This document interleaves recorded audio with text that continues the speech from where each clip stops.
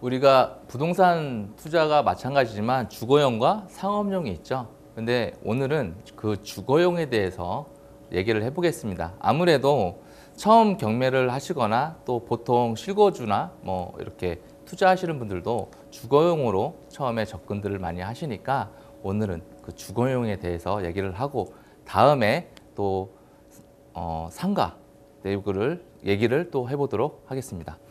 자, 그러면 살펴볼게요. 자, 주거용 부동산 우리가 경매 투자할 때 어떤 부분을 체크를 해야 되는지 이 체크 어떤 포인트에 대해서 오늘 얘기를 해보겠습니다.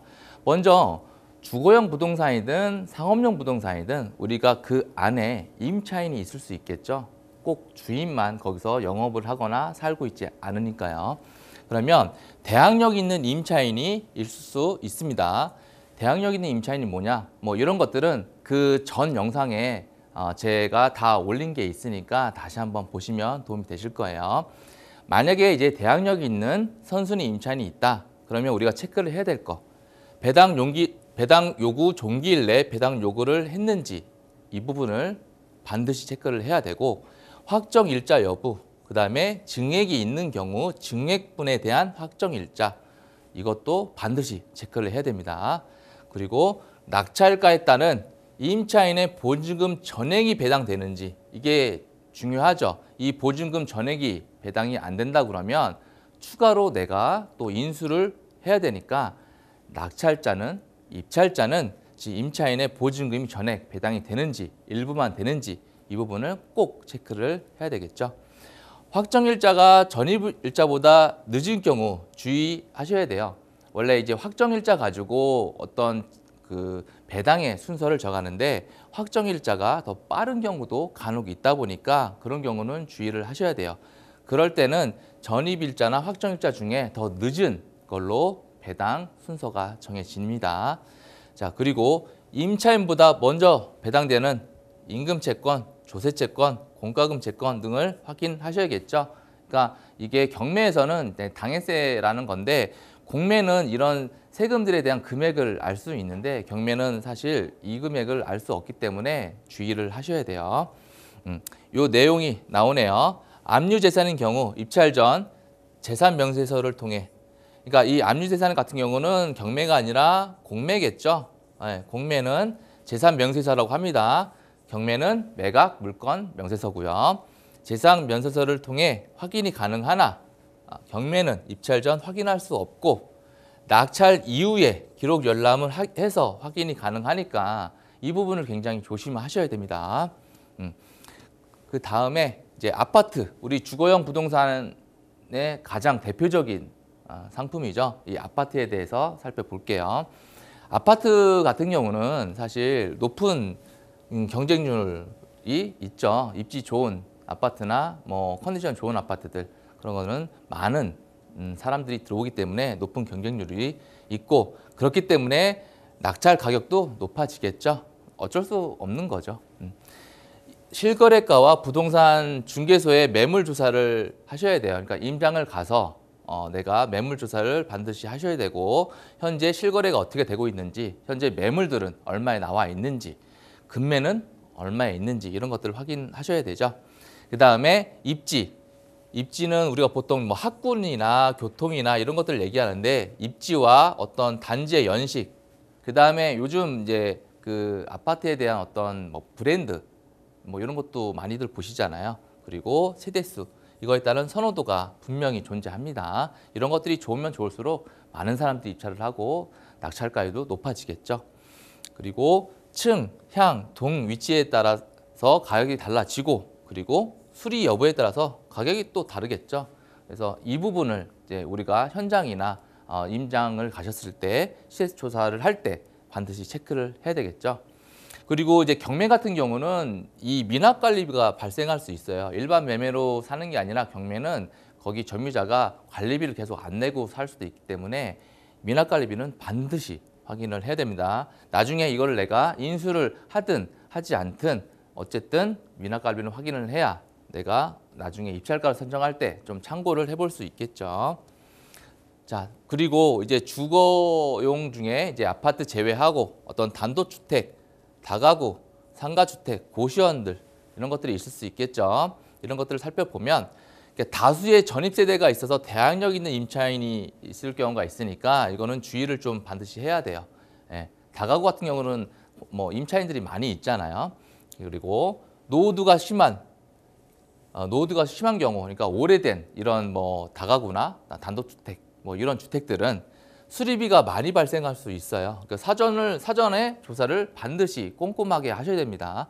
그래야 내가 입찰가를 어느 정도를 쓸지를 내가 판단할 수 있으니까 그런 것들을 반드시 확인해야 되고, 그리고 경락잔금 대출 시 반공제로 대출 한도가 적을 가능성이 높아요. 그러니까 이런 물건들을 할 때는 반드시 대출을 미리 사전에 파악을 하고 입찰을 하셔야겠죠. 그리고 명도할 때도 좀 어려움이 있을 거예요. 왜냐하면 임차인들이 여러 명이잖아요. 내가 한 명 명도하기도 뭐 버거워 죽겠는데 여러 명을 하는 게 되게 어렵겠다 느끼시는 분들은 다시 한번 생각을 해보셔야겠죠. 아니면 뭐 전문가의 도움을 받거나 뭐 이렇게 하시면 되겠죠. 명도 시에는 여러 임차인들이 이제 있으니까 명도 비용도 당연히 많이 발생할 거고 기간도 많이 걸리겠죠. 그 부분은 꼭 참고하셔야 돼요.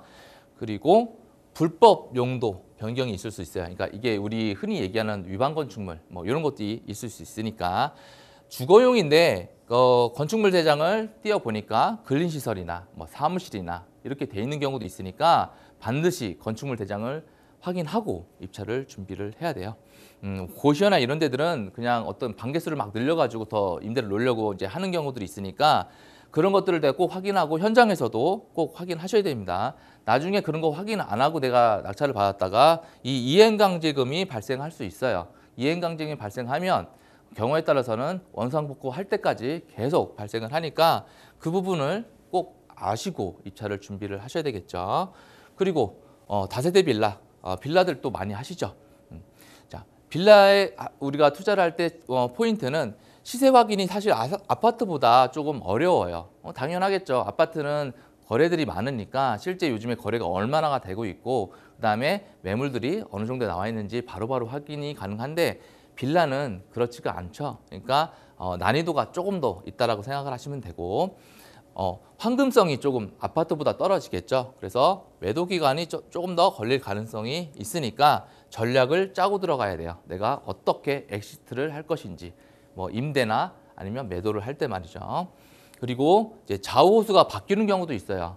그래서 이 부분은 꼭 뭐 물건만 사진만 경매 사이트만 보지 말고 현장에 반드시 가야 돼서 확인해야 됩니다.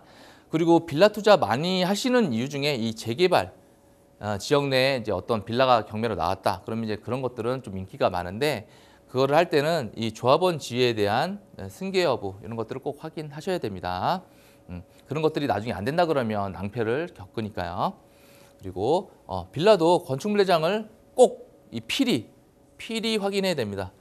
내가 빌라인 줄 알고 받았는데 나중에 건축물 대장을 떼보니까 사무소다, 뭐 한의원이다, 근생으로 돼 있다. 그러면 문제가 조금 심각해져요.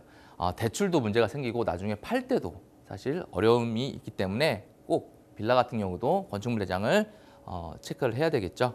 그리고 구축인 빌라는 이 누수 체크 반드시 해야 돼요.